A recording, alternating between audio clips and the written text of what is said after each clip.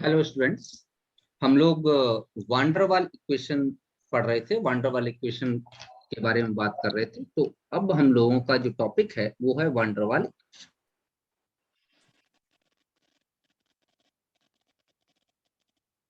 वांडरवाल्स equation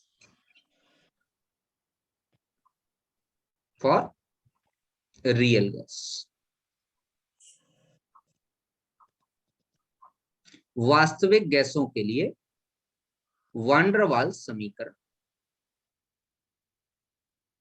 और उसके लिए मैंने फॉर्मूला बताया P plus a n square upon V square into V minus n b is equal to n R. ये formula ideal gas equation से थोड़ा सा डिफरेंट है। यही चीज हमको इसमें पढ़नी है, क्या क्या दिक्कतें हैं। ये है रियल गैस के लिए, और पीवी बराबर एन आर टी, ये इक्वेशन है हमारी आइडियल गैस की।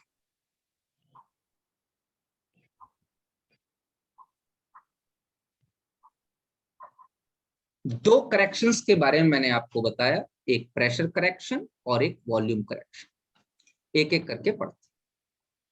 सबसे पहले हेडिंग डालेंगे प्रेशर करेक्शन।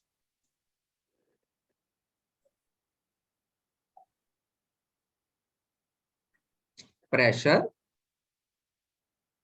करेक्शन।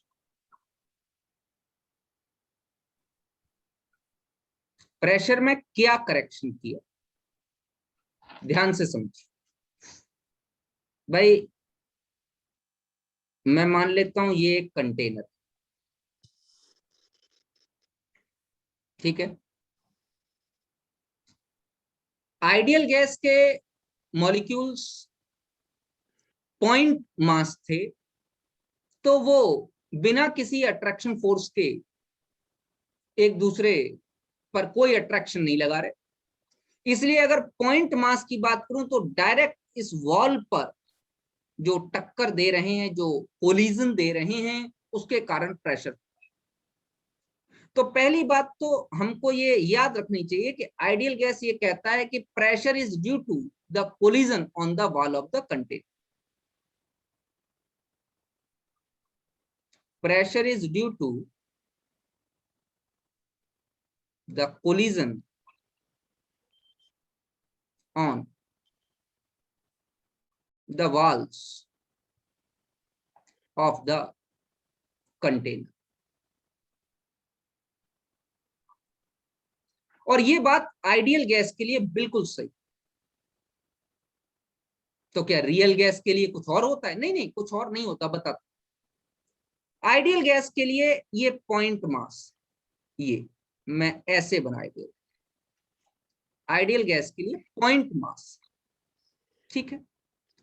और इसमें force of attraction, force of attraction negligible.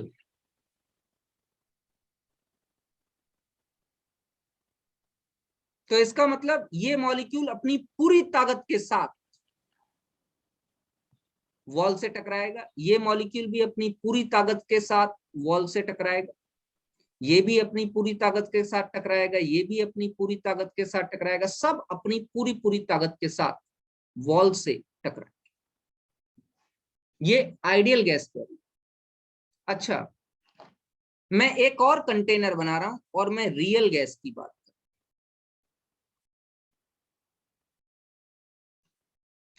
Real gas point mass नहीं है। रियल गैस के मॉलिक्यूल्स रिजिड स्फेयर है, ये इस तरीके से,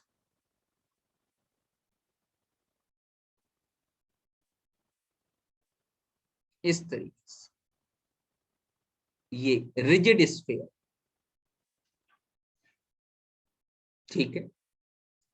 तो एक बात बताइए, अगर मॉलिक्यूल का साइज बड़ा है तो आपस में फोर्स ऑफ अट्रैक्शन होगा या नहीं होगा?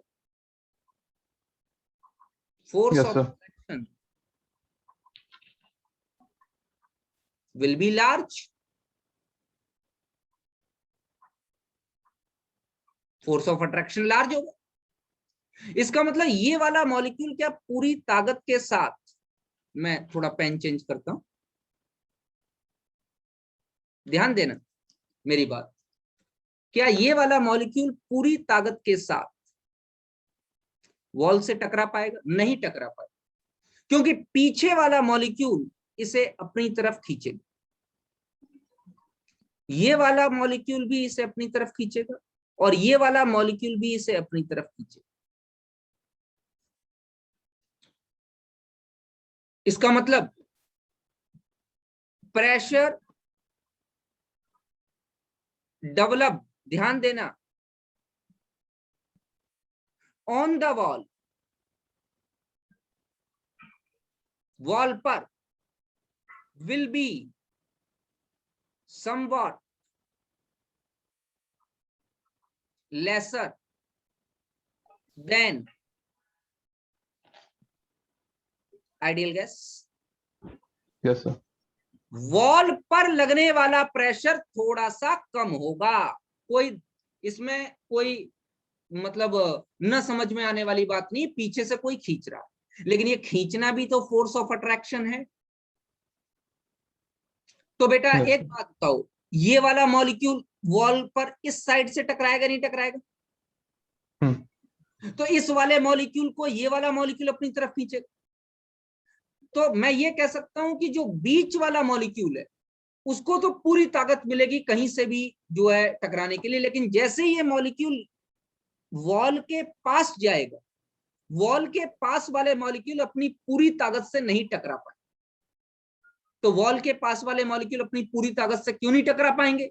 क्योंकि वॉल के पास वाले जो भी मॉलिक्यूल होंगे उनको उनके पीछे वाले मॉलिक्यूल अपनी तरफ खींचने की कोशिश करेंगे। तो जितने भी वॉल के पास वाले मॉलिक्यूल होंगे उन सब में वो सब अपनी ताकत से थोड़ा सा कम प्रेशर लगा। क्यों?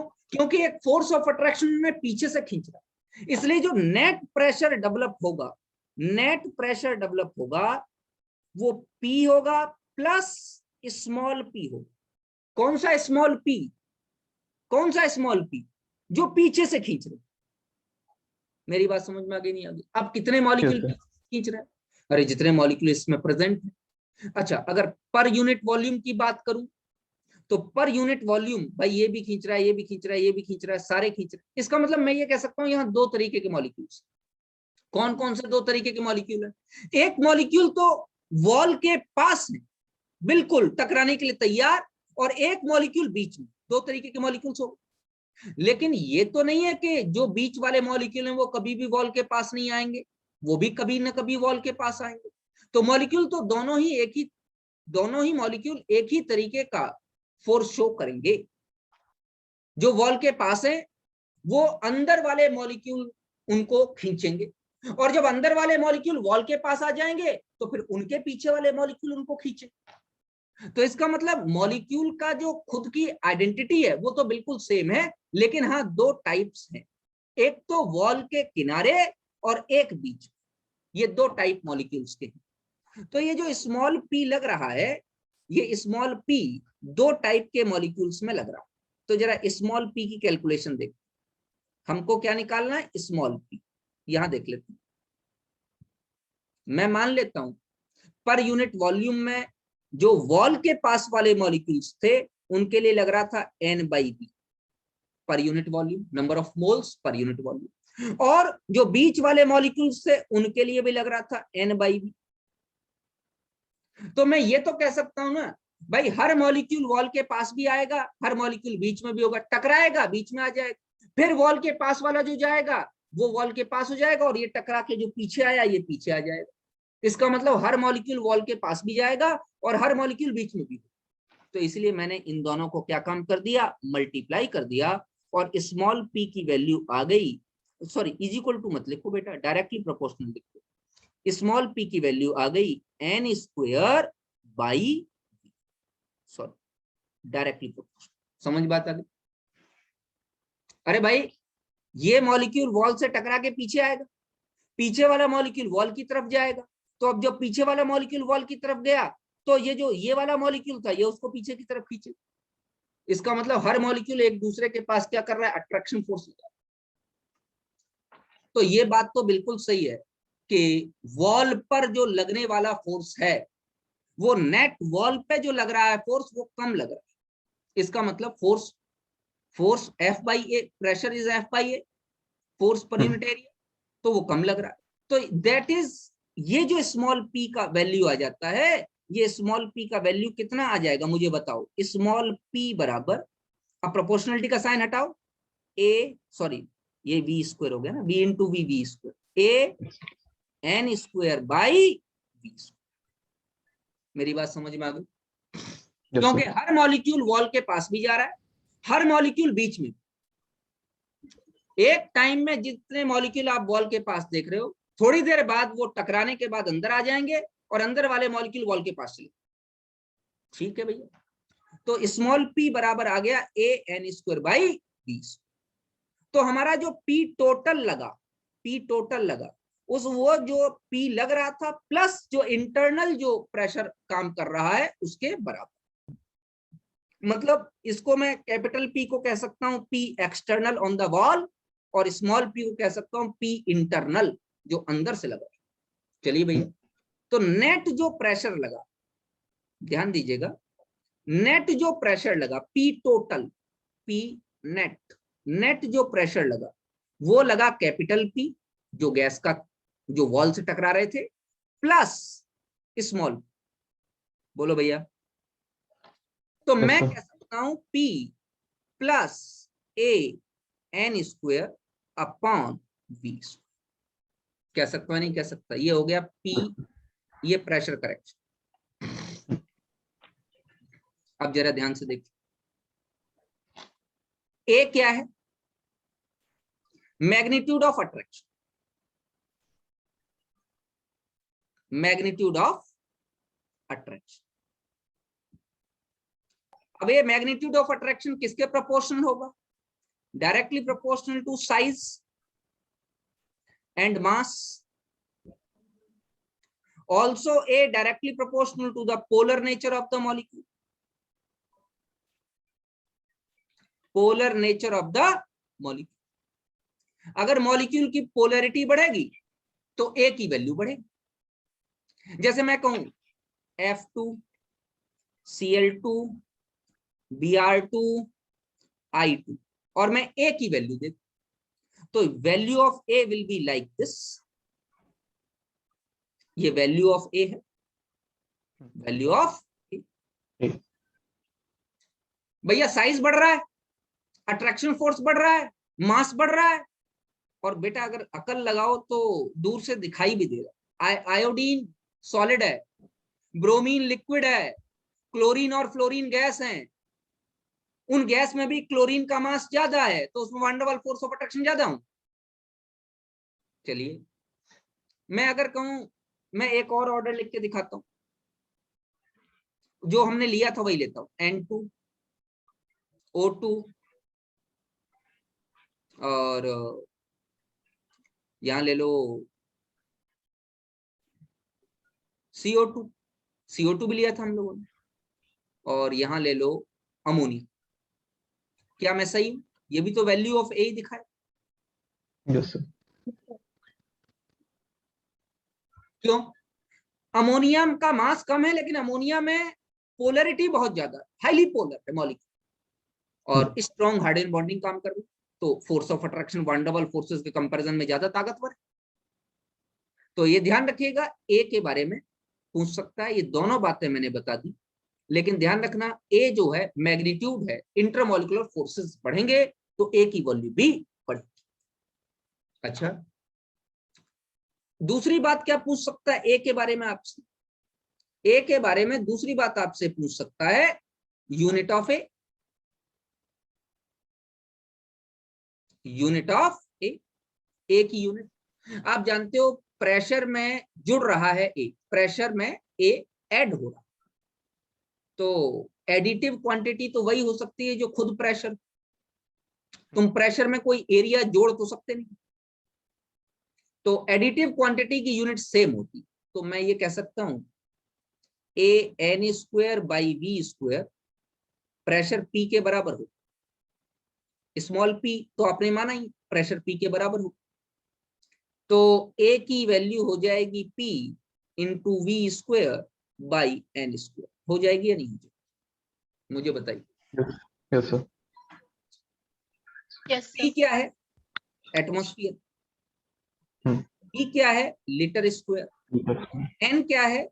मोल -2। ये A की वैल्यू हो जाएगी। Yes sir. अब आपको समझ में आ गया होगा कि वॉल पे लगने वाला प्रेशर जरूर कम है, लेकिन P में ऐड क्यों हुआ? क्योंकि एक इंटरनल फोर्स भी काम कर रहा है, इसलिए P में आपको क्या काम करना पड़ा? ऐड करना पड़ा। इसको एक दूसरी तरीके से भी लिखा हुआ है बुक्स में कि नेट प्रेशर कम लग रहा था, इसलिए थोड़ा सा और ऐड किया गया। बात सही, क्योंकि वॉल के चारों तरफ जो मॉलिक्यूल्स थे वो उतनी ताकत से नहीं टकरा पा रहे थे जितनी ताकत से उन्हें टकराना चाहिए था। चलो भैया, ये हमने ए की बात कर ली, तो हमारे पास फॉर्मूला आ गया कि प्रेशर जो रियल गैस के लिए लगेगा वो P नेट जो लगेगा वो P + AN²/V²। चलो भैया, अब मैं आगे की बात करता हूं आपसे, वॉल्यूम करेक्शन।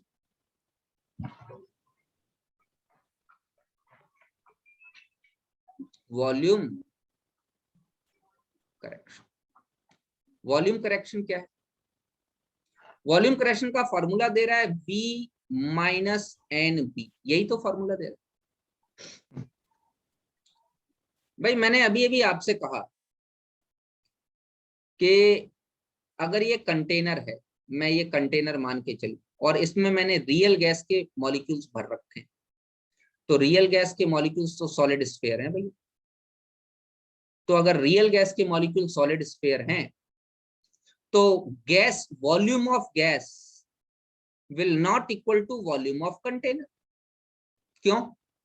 क्या सारे कंटेनर में घूमने की जगह मिल रही है? नहीं, कुछ जगह ये मॉलिक्यूल्स घेर रहे हैं। कंटेनर की कुछ वॉल्यूम ये मॉलिक्यूल्स घेर रहे हैं और उसमें जगह नहीं मिल पा, मतलब कुछ घटाओ।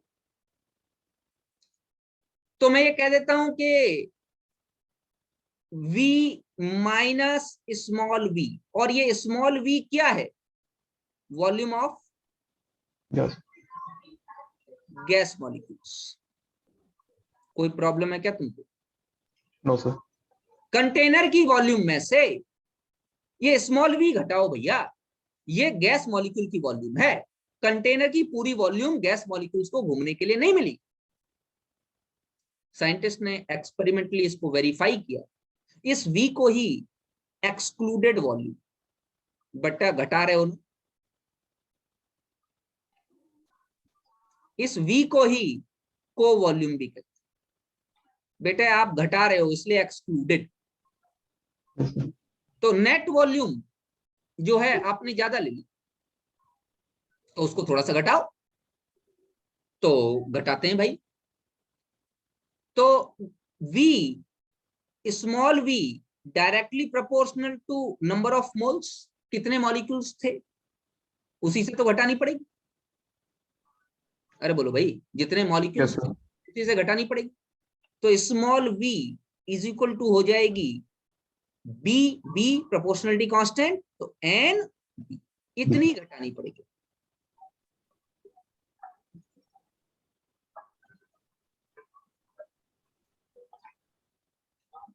मैं ये भी कह सकता हूं कि ये जो वॉल्यूम आपने स्मॉल v घटाई, ये 4 times to the volume of the ideal gas.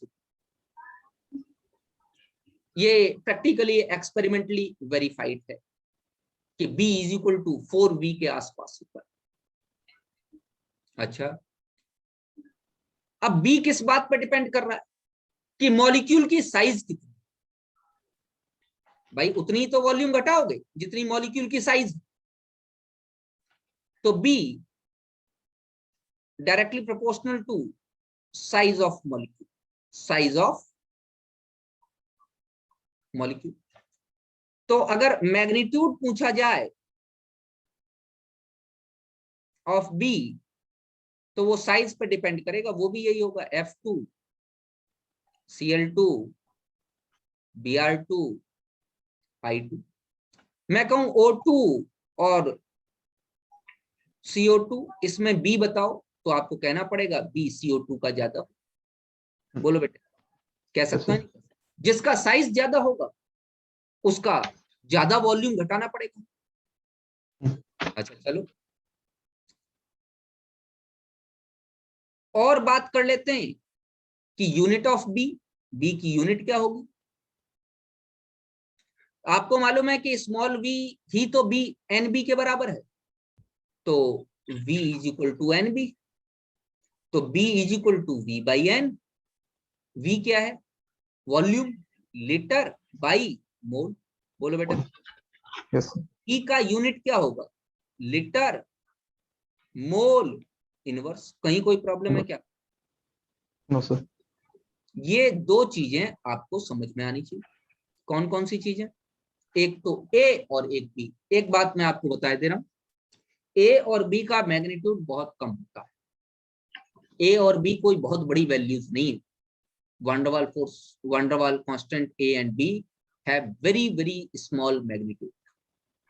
अगर कोई न्यूमेरिकल आता है तो इसकी वैल्यू दी जाएगी, वैसे कोई न्यूमेरिकल जनरली आता नहीं, इससे डायरेक्ट फार्मूला बेस्ड क्वेश्चंस पूछे जाते।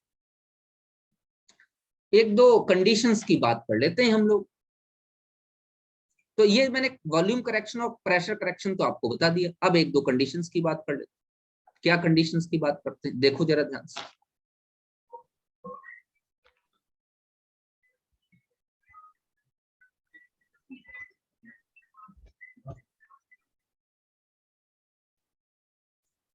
पहली कंडीशन, एट लो प्रेशर। अगर प्रेशर लो हो जाए तो क्या? ऐसे क्वेश्चंस बेटा जेई में, नीट में पूछे जा चुके हैं दोनों जगह, कि लो प्रेशर पर वंडरवाल इक्वेशन बताए। अगर बेटा प्रेशर लो है तो वॉल्यूम हाई। अगर प्रेशर Yes, sir. लो है तो volume high.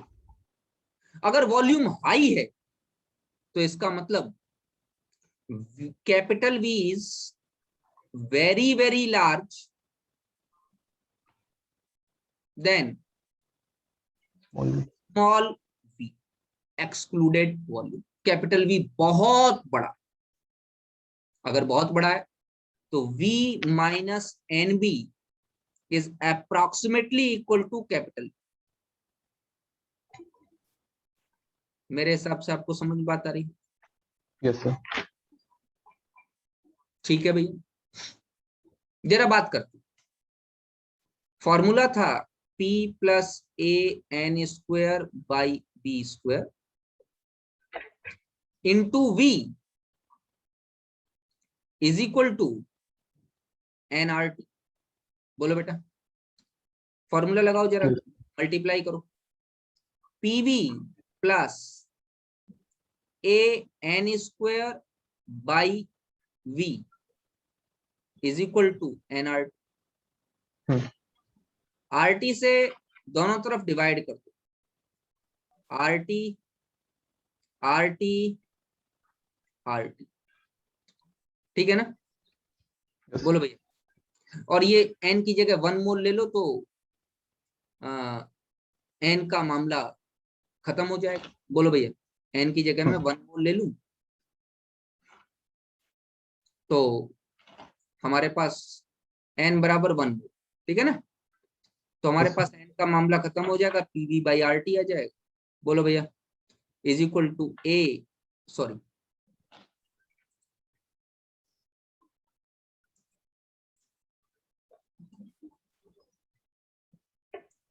PV by R T plus a by b into R T. कोई प्रॉब्लम है? Is equal to 1। No, sir. अच्छा, पीवी बाई आर टी क्या होता है? जेड। Hmm. बोलो बेटे, तो जेड PV upon बराबर RT. 1 minus a by V into R T. कोई प्रॉब्लम है क्या किसी? No sir. तो अगर very low pressure, very low नहीं, लो, वेरी लो मत कहना, वेरी लो का मतलब तो हो गया आइडियल। आइडियल अभी अभी मैंने ग्राफ में समझाया था। At low pressure ranges Z is less than 1, 1 से छोटा है, जेड इज लेस। और जेड अगर लेस देन 1 है तो अट्रैक्टिव फोर्सेस डोमिनेंट है या नहीं? Attraction forces are very large.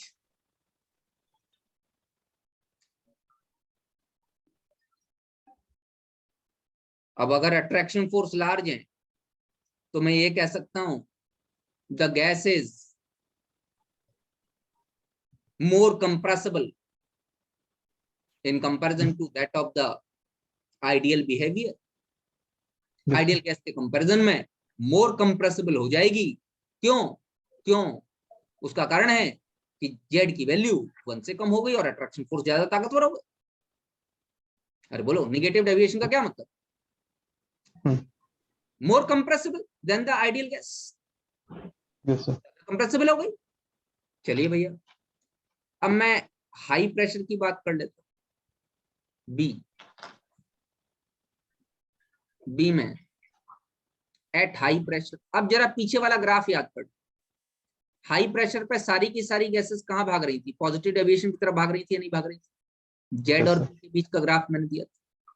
अगर प्रेशर ज्यादा है तो प्रेशर बहुत ज्यादा है तो मैं ये कह सकता हूं P plus a n square by v square, n की वैल्यू बाद में 1 मान लेंगे तो is equal to capital P। क्योंकि अगर प्रेशर बहुत ज्यादा है तो a n square by v square negligible हो जाएगा। अरे बोलो भाई, प्रेशर बहुत ज्यादा है तो a n square by B square negligible. चलिए, तो मैं लिख सकता हूं P plus v minus n b is equal to NRT. 1 mole ले लो तो P plus v minus b is equal to R T. बोलो भाई, n बराबर 1 मैंने पहले ही ले लिया, ठीक है ना? ठीक है, आर टी से मैं इसको, या तो एक काम करो, इसको ओपन कर लो, क्या हो जाएगा? PV minus PB is equal to R. ठीक है? नहीं, गड़बड़ हो गया। तो सही है। ये तो प्लस में था ना भाई, गड़बड़, मैंने मल्टीप्लाई नालायक को।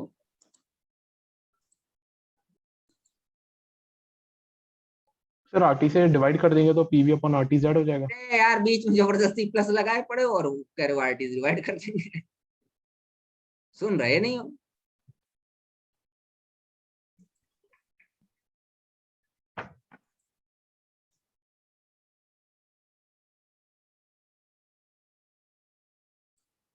फॉर्मूला क्या है? P plus a n square by B square into V minus n b multiply है ना? अरे क्या कर रहे हो? तो अब फॉर्मूला लगा लो, क्या आ जाएगा? पीवी माइनस एन की वैल्यू 1 लगाओ पहले, तो एन की वैल्यू 1 लगा देते हैं तो ये आ जाएगा PV minus PB is equal to R. N की वैल्यू 1 लगा, ठीक है ना? अब आर टी से दोनों तरफ डिवाइड करो, रटो नहीं किसी भी चीज, कैलकुलेट करो क्या आपका आ रहा है। ठीक है, पीवी बाई आर टी क्या हो गया? Z, Z minus PB by R T बराबर कितना हो गया? 1। अच्छा, जेड की वैल्यू बताओ, 1 plus PB by R T. ये बेटा कैलकुलेट करनी पड़ेगी आपके न्यूमेरिकल, आपके जो प्रॉब्लम्स आएंगी एग्जाम में वहां कैलकुलेट करनी पड़ेगी, तो वहां मैं थोड़े बैठा हुआ हूं। अब जरा ध्यान से देखो, इसका मतलब Z is greater than 1, Z is greater than, तो जेड इज ग्रेटर देन 1 का क्या मतलब हो गया? Positive deviation. बोलो भैया, यस सर। पॉजिटिव डेविएशन का क्या मतलब होता है? लेस कंप्रेसिबल है कि less compressible from ideal behaviour, मतलब रिपल्सन फोर्सेस आर डोमिनेटिंग। बोलो भैया, yes sir forces are dominating.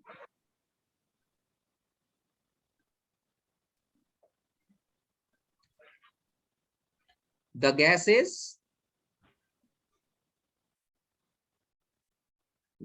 is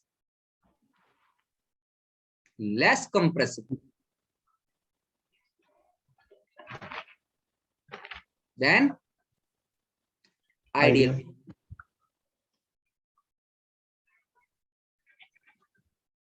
ठीक है भैया। यस सर बेटा इन दोनों इक्वेशंस को देखो। एक इक्वेशन ऊपर आई, z is equal to 1 minus a upon v by R T. एक इक्वेशन आई हमारी z is equal to 1 minus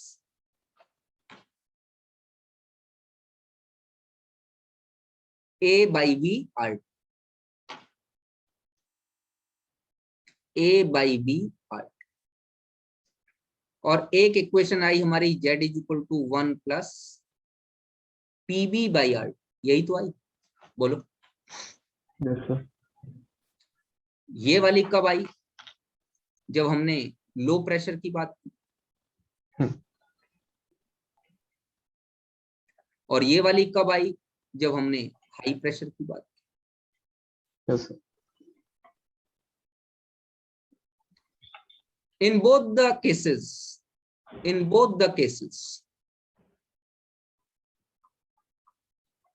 temperature is moderate, but if temperature is very high, 1100 kelvin 1200 kelvin temperature ले लो, तो जरा इस T की वैल्यू बहुत ज्यादा करो, तो T की वैल्यू बहुत ज्यादा हो जाएगी तो A अपॉन VRT की वैल्यू बहुत कम हो जाएगी, नहीं हो जाएगी? यस सर यहां पर भी अगर T की वैल्यू बहुत ज्यादा हो जाएगी तो PB बाई RT की वैल्यू बहुत कम हो जाएगी, नहीं हो जाएगी? तो अगर टेम्परेचर इज वेरी हाई तो Z is equal to 1 ideal. अगर वेरी हाई टेम्परेचर तो फर्क नहीं पड़ता, वो सब आइडियल गैस। और मैंने पहले ही लिखा दिया, लो प्रेशर और हाई टेम्परेचर पर सारी गैसेस आइडियल गैस का काम करती है। तो सर ये अपने जो लो प्रेशर पे निकाले एक तरह से मॉडरेट प्रेशर ही है ना? हाँ, लो मैंने बताया ना, वेरी लो मत कह, मॉडरेट कैसे, समझ बात है, वेरी लो मत।